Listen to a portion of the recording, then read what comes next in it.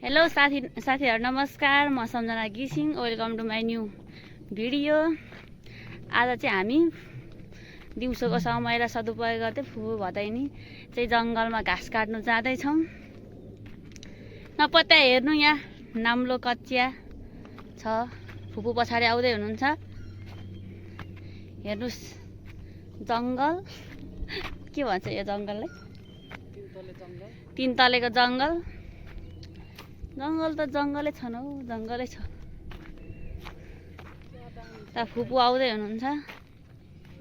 हामी चाहिँ घाँस काट्नु हिँडेको है। जङ्गलमा त शीतल छ हौ, घरमा पो गर्मी हुन्छ। कता जाने?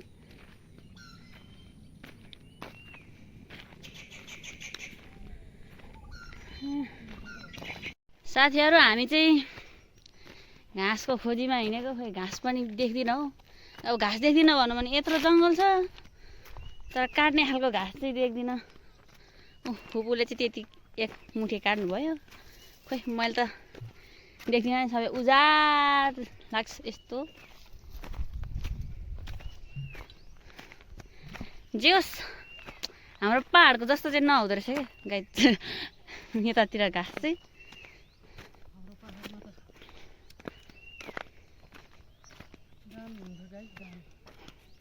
हाम्रो पहाडतिर त पाउँछ, यता त खोइ कता जाने हौ।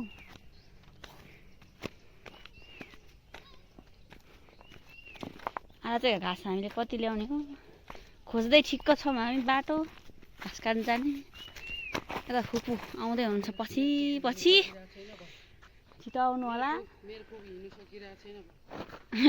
सकिरहेको छैन जङ्गलमा, धेरै मोटो भएको कारण बिस्तारै हिँडिरहनु भएको छ। भनौँ भने अहिले मैले भन्दा छिटो घाँसको बारी पुर्याएर घर पुग्छ के भन्नु। त्यति साह्रो त नभन्नु मेरो फुपूलाई पनि है।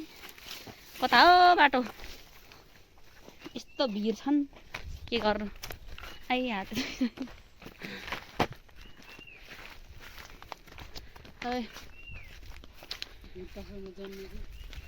भिर पाखामा जन्मेको, तर पनि मलाई चाहिँ के हो हिँड्नै आउँदैन हौ जङ्गलमा साथीहरु। के भयो भयो, अलिक बानी नभएर होला। यो जमानामा अलि बानी हुनु गाह्रै छ भिर पाखामा हिँड्नुलाई। अब बाबुआमाको एक्लो छोरी खासै जङ्गलतिर घाँस काट्नु हिँडेन साथीहरु। अहिले आएर अलि ठुलो भएर यहाँ हिँडेको मधेसको जङ्गलमा। खोइ यता पनि घरि घाँसाक घिसाक हुन्छ, लड्नु मात्रै आँट्छ। कता जाने हौ? घाँस पनि देख्दिन हौ, सबै थाकलको मात्रै छ त। झन्डै लड्यो, भन्दा भन्दा झन्डै लड्यो। खोइ घाँस पनि खासै छैन हौ। हाम्रो फुपूले चाहिँ यस्तो च्यात्दै हुनुहुन्छ, काट्दै हुनुहुन्छ कि फुपू कतिको रहेछ घाँस भनिदिनु। मधेसको घाँस त यस्तै हुन्छ अरे। हाम्रो त थाक पाए रुखमा चढेर काट्नुपर्छ। यहाँ त हातले स्वार स्वार पाइरहनु भएको छ आएर फुपूले। खोइ घाँस पनि देख्दैन, कता कता हो।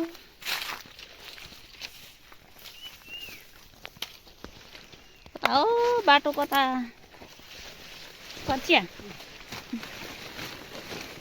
अहिले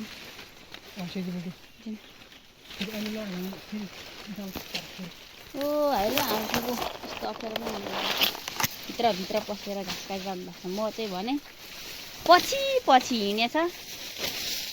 घाँस पनि हेर्दिनँ, देख्दिनँ पनि।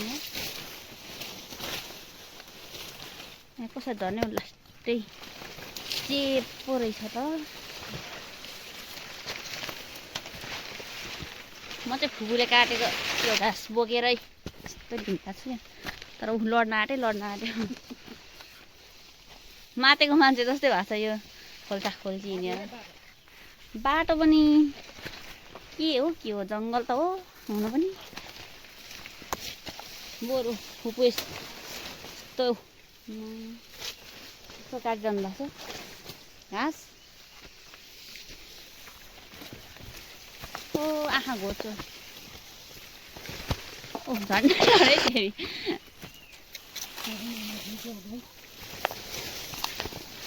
च्याउ त ल के खालको च्याउ हो यो यस्तो यस्तो चाहिँ जङ्गलले त आज मलाई यतै राख्छन् कि क्या हो तानेर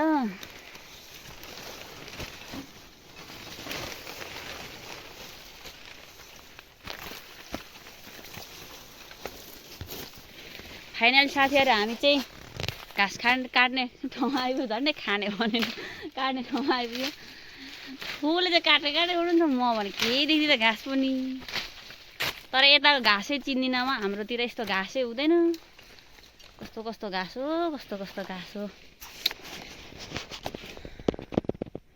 खोइ घाँस त यस्तो हुँदो रहेछ हाम्रोतिर त यस्तो पाउँदैन चिन्दैछु भर्खर मधेसतिरको घाँस पनि गाईजहरू हेर्नुहोस् है साथीहरू म चाहिँ अब यो घाँस काट्दैछु यो घाँसको नाम के रहेछ यो घाँसको नाम चाहिँ प्यारी अरे यस्तो हुँदो रहेछ प्यारी भन्ने घाँस चाहिँ हेर्नुहोस् गाई